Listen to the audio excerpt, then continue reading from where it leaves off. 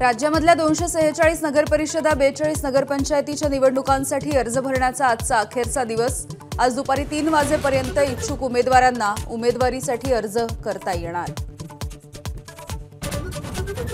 अनेक पक्षांचे उमेदवार आज शक्तीप्रदर्शन करण्याच्या तयारीत, तर अनेक उमेदवारांना एबी फॉर्म न दिल्यामुळे गोंधळ कायम। कुठे युती तर कुठे आघाडी, चित्र स्पष्ट होईल। आमचा पक्ष स्वतंत्र आणि सक्षम, काँग्रेसच्या मुंबईतल्या स्वबळाच्या नाऱ्यावरती उद्धव ठाकरेंचं सूचक विधान।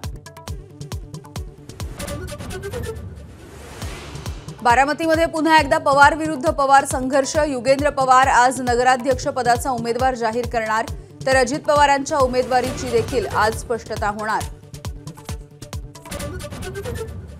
जिथे शक्य तिथे युती, इतर ठिकाणी मैत्रीपूर्ण लढती। मुख्यमंत्री देवेंद्र फडणवीसांचा संभाजीनगरमधल्या कार्यक्रमातून पुनरुच्चार, तर भाजपच नंबर 1 चा पक्ष ठरेल, फडणवीसांना विश्वास।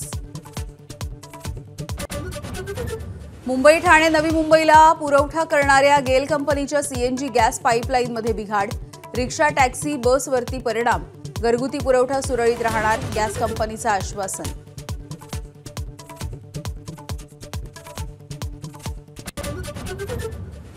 राज्यामध्ये पुन्हा एकदा थंडीची लाट। पश्चिम महाराष्ट्रामध्ये थंडीचा पारा 10 अंशांच्या खाली। परभणी, धुळे आणि महाबळेश्वरमध्येही गारठा। नितीश कुमार पुन्हा एकदा बिहारचे मुख्यमंत्री होण्याची शक्यता। आजच नितीश कुमार कॅबिनेटच्या नंतर राजीनामा देणार। नव्या सरकारसाठी भाजपच्या सोबत आजच बैठक। 20 तारखेला शपथविधीची शक्यता।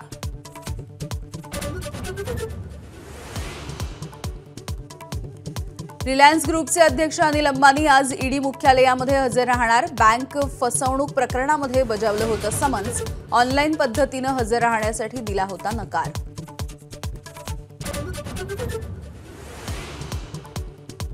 दिल्ली स्फोटाच्या प्रकरणी आणखी एका डॉक्टरला घेतलं ताब्यात, तर i20 कार खरेदी करणाऱ्या आमिर रशीद अली याला एनआयए कडून अटक। डॉक्टर उमर सोबत मिळून स्फोटाचा कट आखल्याचा आमिरवरती आरोप।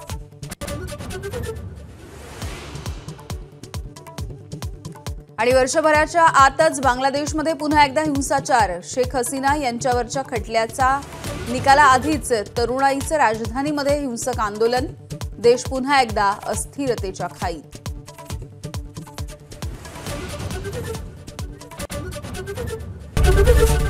एबीपी माझा, उघडा डोळे बघा नीट।